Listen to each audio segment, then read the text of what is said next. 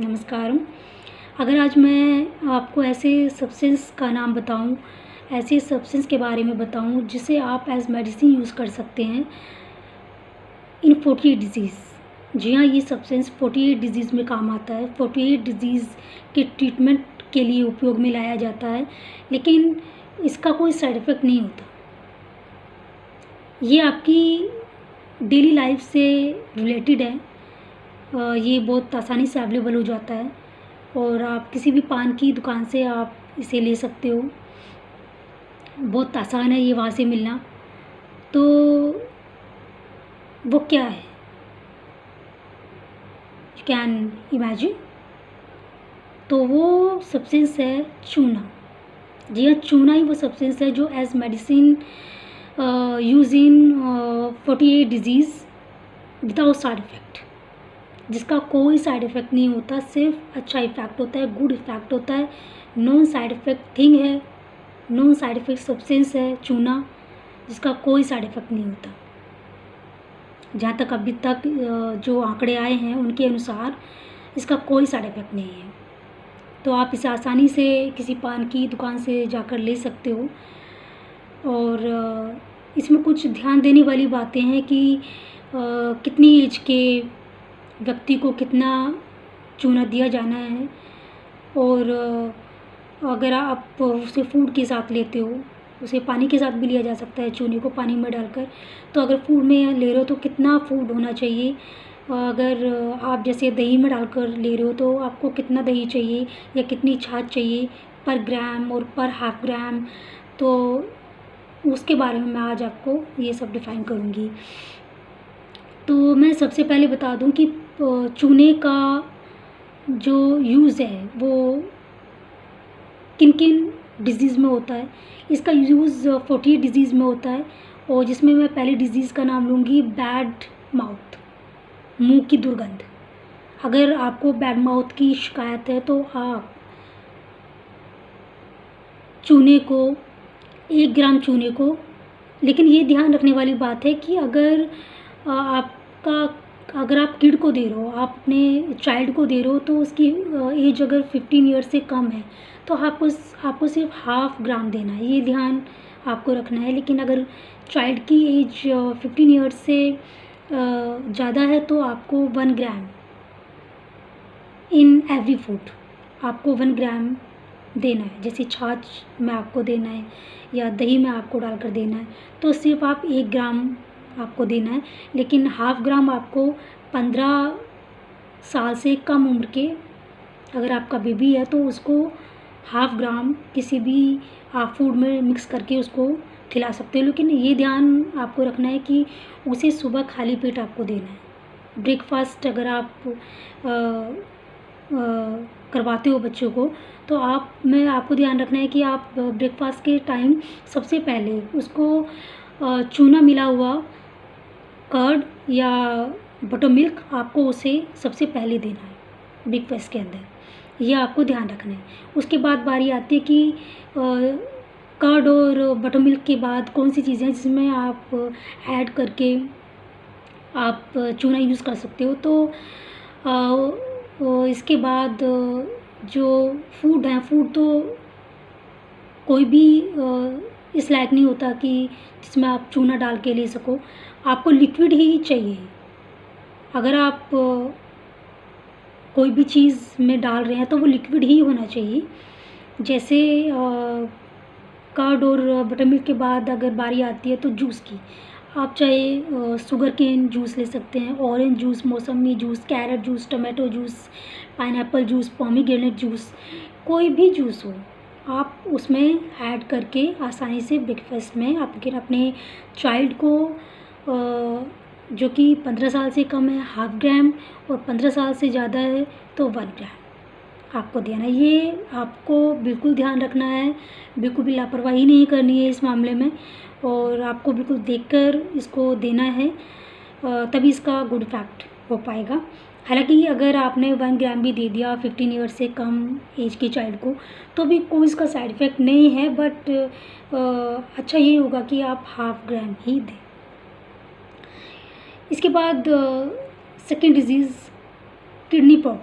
अगर आपको kidney problem है, किडनी प्रॉब्लम में भी ऐसी प्रॉब्लम है जो जिसमें जैसे किडनी में स्टोन हो जाता है, यूट्रस में स्टोन हो जाता है, या ब्लैडर में स्टोन हो जाती है, तो आपको कभी भी चूना यूज़ नहीं करना है। ये आपको ध्यान रखना है कि अगर यूट्रस में, ब्लैडर में और किडनी में अगर स्टोन है तो आपको चूना भूल कर भी यूज़ नहीं करना है। अगर किडनी में और प्रॉब्लम्स हैं, और भी कई सारी प्रॉब्लम्स किडनी में होती हैं, तो आप वही 1 ग्राम इन कर्ड, जूस और बटर मिल्क आप दे सकते हो इन ब्रेकफास्ट, वो सबसे बेस्ट होगा। और इसके बाद बारी आती है आर्थराइटिस की। जैसे आपको शोल्डर्स में पेन है, नीज़ में पेन है, या फुल बॉडी में पेन है, बैक में पेन है, तो आपके लिए चूने से बेस्ट कुछ नहीं हो सकता। एक्चुअली ये भी कहते हैं कि आर्थराइटिस का कोई ट्रीटमेंट नहीं है एलोपैथी में, और ये खुद पे खुद हो जाती है और खुद पे खुद ही ठीक हो जाती है, लेकिन ठीक होनी ये बहुत मुश्किल होती है। अगर एक बार हो गई तो हो गई, आप चाहे ज़िंदगी भर एलोपैथी ट्रीटमेंट कराते रहें, ये बिल्कुल भी सही नहीं होती। आप एग्जांपल ले सकते हैं हमारे ex prime minister Atal Bihari Vajpayee ji का, जिन्हें आर्थराइटिस की प्रॉब्लम थी, और उन्होंने अब्रॉड जाकर अपने नीज़ चेंज कराए, लेकिन चेंज कराने के बाद सही होने की बजाय, पहले वो थोड़ा बहुत खड़े भी हो पाते थे, लेकिन जब उन्होंने अपने नीज़ चेंज कराए तो उसके बाद वो टोटली व्हील चेयर पर आ चुके थे, यानी कि लास्ट टाइम तक वो व्हील चेयर पर ही रहे थे।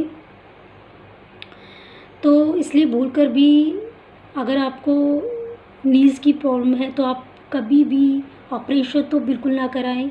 भूलकर भी ऑपरेशन तो कराने की ज़रूरत ही नहीं है, बिल्कुल भी नहीं। और भी अगर आपको शोल्डर्स में पेन है, बैक पेन है, डॉक्टर्स आपको एलोपैथी काफ़ी मेडिसिन आपको प्रिस्क्राइब करेंगे, तो आप प्लीज़ एलोपैथी को अवॉइड कीजिए और आप चूना यूज़ करके देखिए। आप देखेंगे कि आपको कितना बेनिफिट चूने से होता है। आपको लेना वैसे ही है, 1 ग्राम दही, छाछ या फिर किसी भी तरह के जूस में आपको ऐड करके उसे लेना है खाली पेट सुबह में ब्रेकफास्ट में। तो आपको ये ज़रूर ध्यान रखना है। इसके बाद बारी आती है डायबिटीज़ की।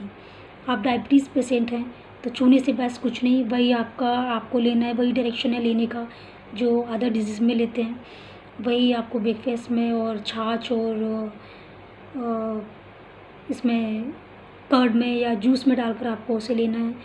एक जॉइंटिस प्रॉब्लम होती है, पीलिया जॉइंटिस, तो आपको ये ध्यान रखना है कि जॉइंटिस के दौरान आपको दिनों का ध्यान रखना है कि अगर आपको जॉइंटिस है और आपको किसी ने बता दिया कि चूना आप यूज़ करो, तो ऐसा नहीं है कि आप सालों चूना यूज़ कर रहे हो, क्योंकि कई ऐसी बीमारियां होती हैं जिनमें आपको सालों चूना यूज़ करना पड़ता है। लेकिन अगर आपको जॉइंटिस है तो आप सिर्फ 10 दिन चूना यूज़ करेंगे, only in morning and only in breakfast. ये आपको ध्यान रखना है, बिल्कुल माइंड में फिक्स कर लेना है कि सिर्फ ब्रेकफास्ट में लेना है और सुबह में ही लेना है, ये आपको ध्यान रखना है। और वही मात्रा लेनी है 1 ग्राम इन कर्ड और छाछ और जूस और वाटर, आपको ये ध्यान रखना है। दूध में तो आप बिल्कुल ना ले लें, ये आपको बिल्कुल ध्यान रखना है। ये नहीं कि लिक्विड अगर मैं बता रही हूँ तो आप उसको दूध को भी उसमें ऐड कर लेंगे, दूध बिल्कुल नहीं चलेगा। बिल्कुल आपको ये बिल्कुल ध्यान रखना है कि मिल्क में डालकर तो आपको बिल्कुल नहीं लेना है। हालांकि इसका कोई साइड इफ़ेक्ट नहीं, चूने का कोई साइड इफ़ेक्ट नहीं होता, लेकिन फिर भी आपको ये बात ध्यान रखनी होगी, गांठ बांध लेनी है इस बात को कि दूध का यूज़ बिल्कुल नहीं करना है। इसके बाद बारी आती है लो बीपी हाई बीपी। जिनको ये प्रॉब्लम है वो भी चूने का यूज़ करेंगे तो जल्द ही इस डिज़ीज़ से मुक्त हो जाएंगे। और फिर बात आती है जैसे कुछ बच्चे होते हैं जो बाय बर्थ मेंटली डिजीज़ का शिकार होते हैं, ऑटिज़म होता है या कोई भी मेंटली डिजीज़ होती है, तो आपको उसे स्टार्टिंग से ही ध्यान रखना है कि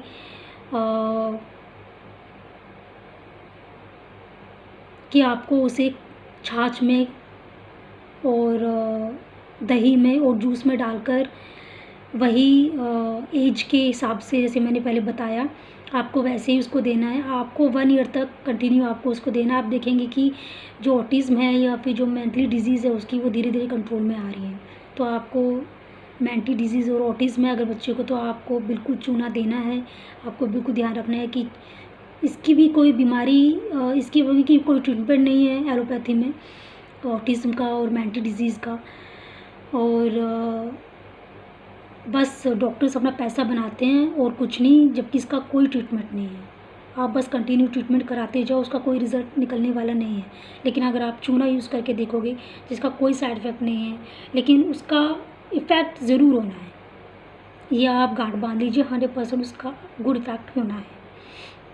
इसके बाद अगर आपके घर में कोई प्रेग्नेंट लेडी है या कोई भी आपके आस पड़ोस में प्रेग्नेंट लेडी है, तो आप उसको सजेस्ट करोगे कि वो जब 6 मंथ प्रेग्नेंट हो जाती है तो आप उसको एडवाइज़ करो कि वो इन ब्रेकफास्ट खाली पेट दही में या छाछ में या किसी भी जूस में 1 ग्राम चूना डालकर डेली उसका सेवन करें। इससे क्या होगा कि जो बेबी है वो विदाउट सिजेरियन हो जाएगा, उसके लिए ऑपरेशन की कोई ज़रूरत नहीं पड़ेगी, और जो बेबी होगा वो भी स्ट्रॉन्ग चुस्त दुरुस्त होगा। और सबसे बड़ी बात कि विदाउट सिजेरियन बेबी हो जाएगा, ये सबसे बड़ी बात है, क्योंकि आजकल ऐसा हो रहा है कि विदाउट सिजेरियन बेबीज़ हो ही नहीं रहे हैं, क्योंकि आजकल खान पान ऐसा चल पड़ा है और फिज़िकल एक्टिविटी भी बहुत ज़्यादा कम है। तो इसलिए उसका रिज़ल्ट यही निकल के सामने आता है कि बेबी विदाउट सिजेरियन नहीं हो पा रहे हैं। तो अगर आप 6 मंथ प्रेग्नेंट किसी लेडी को देखते हो अपने आस पड़ोस में, या आपके घर में भी होती है, या आस पड़ोस कहीं भी नेबर्स में या फिर रिलेटिव्स में, तो आप उसको सजेस्ट करो कि आप चूना डेली यूज़ करो, और जो आपके लिए फ़ायदेमंद होगा। इसके बाद जब न्यू बॉर्न बेबी होता है तो उसकी मदर को 2 मंथ तक चूना खाना चाहिए। इससे क्या होगा कि जो चूना खाएगी तो उसको मिल्क इंक्रीज़ होगा, और जब मिल्क इंक्रीज़ होगा तो मिल्क में वो चूने की भी थोड़ी बहुत मात्रा तो ज़रूर, क्योंकि जो मदर खाती है मिल्क उससे ही बनता है, तो अगर वो चूना खाती है तो चूने का थोड़ा बहुत जो एसेंस है वो ज़रूर मिल्क में होगा। तो इससे क्या होगा कि जो बेबी है वो चुस्त दुरुस्त रहेगा, उसको मेंटली कोई डिजीज़ होगी ही नहीं, वो ऑटिज़्म का शिकार होगा ही नहीं। एक्चुअली में ऑटिज़्म और मेंटल डिजीज़ क्यों होती है कि बच्चे को वो प्रोटीन, वो विटामिन्स, मिनरल्स नहीं मिल पाते बचपन से जो उसको चाहिए होते हैं। तो वो चूने में सब कुछ होता है ऐसा, बहुत सारे vitamins, minerals, calcium, mostly calcium चूने में होती है जो हमारी हड्डियों को मजबूत बनाती है। और अगर बच्चा उस मदर का मिल्क पीता है तो वो ये सारी जो डिज़ीज़ होती हैं, मेंटली डिज़ीज़ या ऑटिज़्म या कैल्शियम की कमी, इन सब चीज़ों से तो वो बचपन से ही निदान एकदम से हो जाएगा, बचपन से ही ये बीमारियाँ उसके आसपास नहीं फटकेंगी। तो आप इस बात का बेहद ध्यान रखें। और बस अभी के लिए इतना ही। धन्यवाद।